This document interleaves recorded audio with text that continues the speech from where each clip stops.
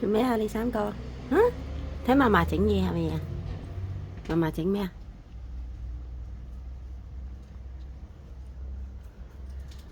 Mà hãy tao chỉnh mẹ.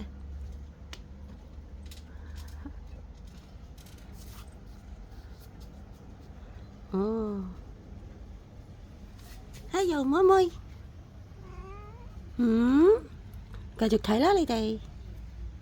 Này thì hơi thấy lá. Hơi thấy lá. Thấy cô đó. Sao trái.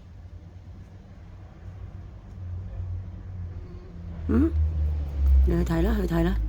Hay lá hơi thấy lắm ơi. Thấy mà chỉnh nghe. Cô đó.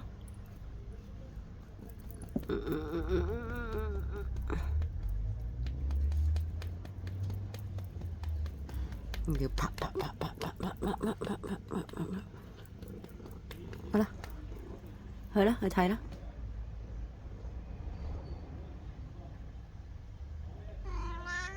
Mấy gì à?